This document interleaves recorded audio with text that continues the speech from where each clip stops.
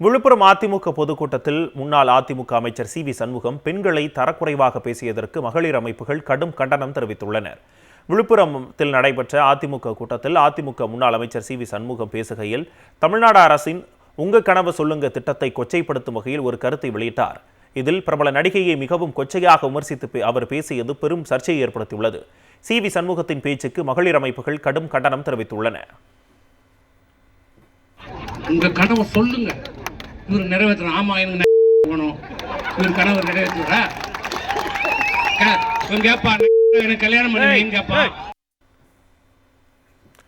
பெண்கள் மீது திடீர் பாசத்தை பொழிந்து வரும் எடப்பாடி பழனிசாமி தலைமையிலான அதிமுக பெண்களுக்கு தரும் மரியாதை இதுதானா என்று மகளிர் அமைப்புகள் குற்றம் சாட்டியுள்ளன.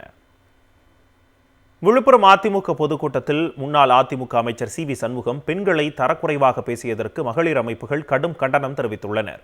விழுப்புரத்தில் நடைபெற்ற அதிமுக கூட்டத்தில் அதிமுக முன்னாள் அமைச்சர் சி வி சண்முகம் பேசுகையில் தமிழ்நாடு அரசின் உங்க கனவு சொல்லுங்க திட்டத்தை கொச்சைப்படுத்தும் வகையில் ஒரு கருத்தை வெளியிட்டார்.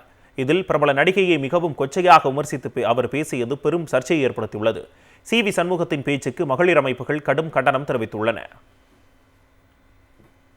உங்க கனவை சொல்லுங்க, இவர் நிறைவேற்ற. ஆமா, எனக்கு இவர் கனவு நிறைவேற்றுறா கேப்பா, எனக்கு கல்யாணம் பண்ணுவீங்க கேப்பா.